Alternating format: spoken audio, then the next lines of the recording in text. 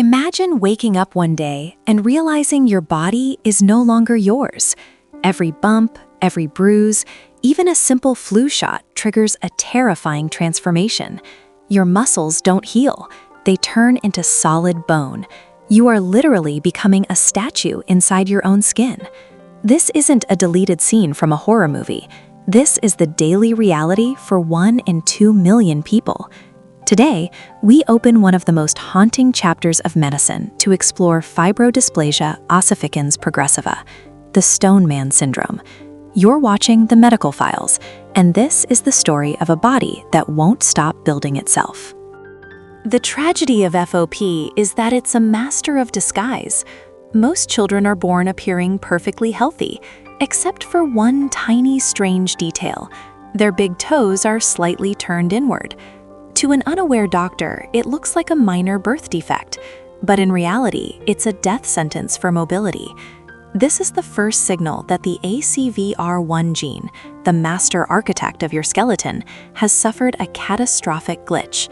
The build bone switch has been flipped to on, and there is no off button. What actually happens inside? When a normal person gets a bruise, the body sends cells to repair the muscle. But in an FOP patient, those cells receive a corrupted command: build a bridge here. Slowly, a second skeleton begins to grow over the first one. It's chaotic, sharp, and uncontrollable. It locks joints like rusted iron chains. And here is the cruelest paradox: you cannot operate on it.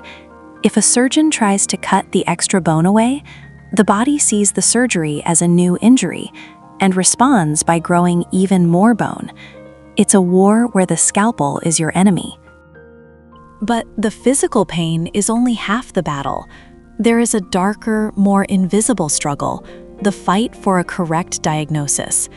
Because FOP is so incredibly rare, many doctors will go their entire careers without ever seeing a single case.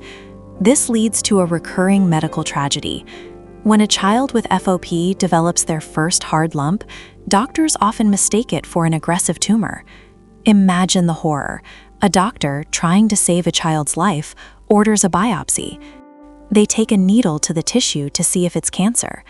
But in the world of FOP, a biopsy is like throwing gasoline on a fire. The body views the medical procedure as a massive trauma. In response, the broken repair system goes into overdrive, creating a massive, permanent explosion of bone at the site of the needle. Statistics show that nearly 90% of FOP patients are initially misdiagnosed. Many undergo unnecessary surgeries or even chemotherapy that only leave them more immobile than before. For these families, the medical system, the very thing meant to protect them, becomes the unintended cause of their accelerated decline. To understand the scale of this, we have to look at Harry Eastlack.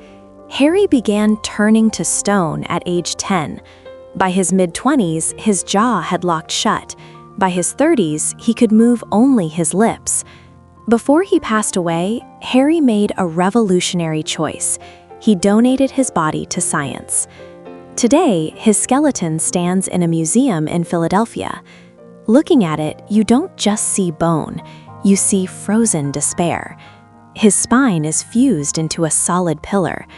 But thanks to Harry, in 2006, scientists finally identified the broken gene responsible for this nightmare.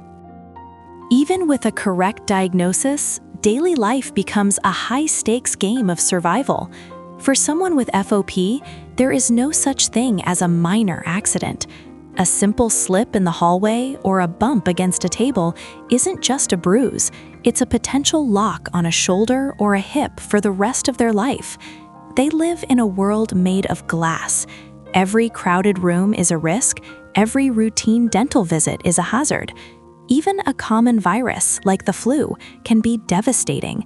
The internal inflammation from a fever can trigger a flare-up in the chest muscles, slowly tightening the rib cage and making every future breath shallower than the last.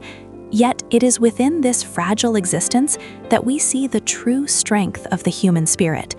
While the body builds its prison, the mind learns to travel.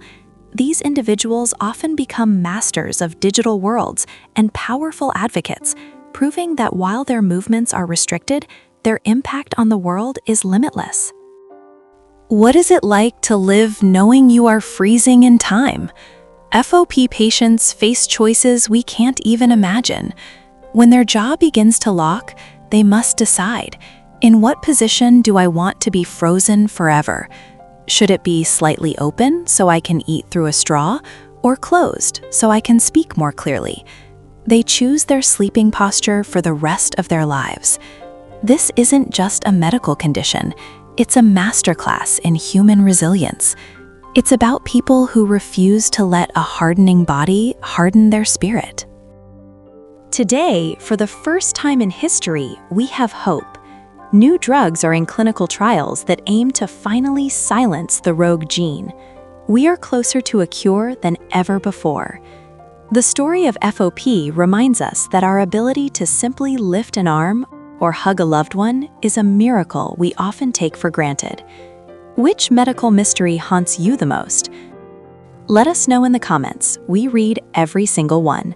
Subscribe to the Medical Files to unlock the next case. Stay curious and stay healthy.